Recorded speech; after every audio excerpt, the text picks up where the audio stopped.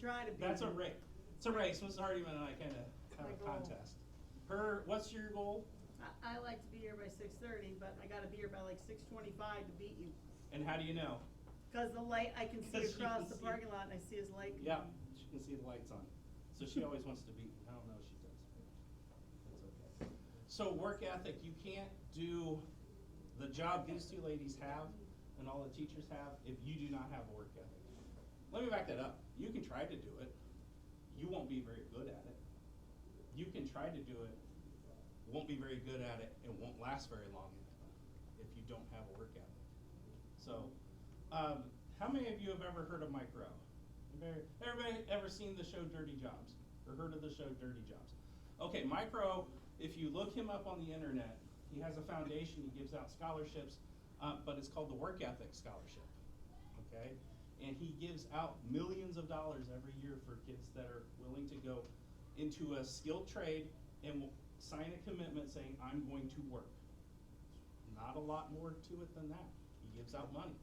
So, one thing I see a lot here, and I said that TIP was very similar to the school I went to. When I was in high school back in the, everybody said you have to go to a four-year college. And for some of you, that's true. You want to be a doctor, you want to be a nurse, you want to be a teacher or something like that, then that's the path you need to take. But for some of us, you know, there are so many opportunities that don't require a college degree. Now, I have 2 master's degrees, so I'm not going to sit up here and say school isn't important. I mean, it's my career. But if it's not for you, look at something else. You don't have to go to University of Cincinnati and have that piece of paper to consider yourself a success. My dad walked out of high school, went in the Navy, was in the Navy for 6 years, left the Navy, worked at a place called Magnavox in Fort Wayne, and I can vividly remember this. My dad's the hardest working person I know. He's now retired, but in our garage, he had these 2 statues. They were about this big. They were plaques, but they're kind of statues. One was a mermaid, one was a pregnant mermaid, so it looks like the mermaid was pregnant, and the other one was the mermaid holding a baby, okay?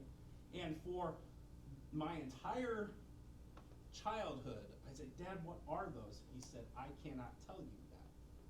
So my dad, when he left the Navy, worked on a super top secret project, and it was on the team that invented sonar buoys that they drop out of planes to find submarines. He couldn't tell me that until about 10 years ago. So he worked at Magnavox, and then he left there and was an engineer at Ford for 40 years. My dad, to this day, still thinks he's the dumbest person around because he doesn't have a college degree. He built his house by hand, the whole thing, electricity, plumbing, all that. He knows he could build every desk in here.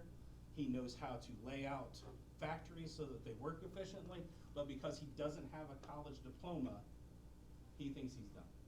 And I'm sitting here to tell you he is most definitely not.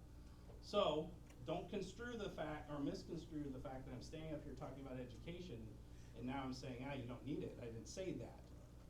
You need training when you graduate. You don't necessarily need a 4-year school.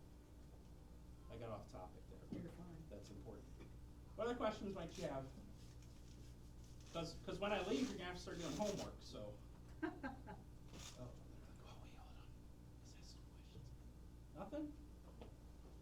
Okay. Well, if you have a question that you don't want to ask in front of everybody else, it's not like you don't ever see me around. Come up and ask it.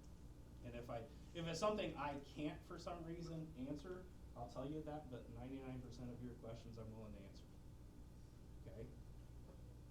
Okay? Why do you stand out in the cold and To greet you when you come in. Yeah, it's cold. And why do you guys not wear coats? About what? Okay, I'll give you that one. Because I could ask somebody else to do it. I could assign a teacher to do it. I mean, I think it's important somebody's out there in case something happens, but that's fun. You get to say good morning to everybody. One of these days I'm gonna get a clicker. I'm gonna see how many times I say good morning every day. So if you don't come in the front, you might not realize how often I say good morning. Right, Adam? Every day, right? Okay. But that's part of my job that I enjoy. The part about suspending kids, and that's the part I don't like. That's the part I do. And getting to sit up and whoop squat and talk to you when I'm covering, whether it's teacher. That's what I like to do. Anything else? You sure? Okay. Let's thank our guest.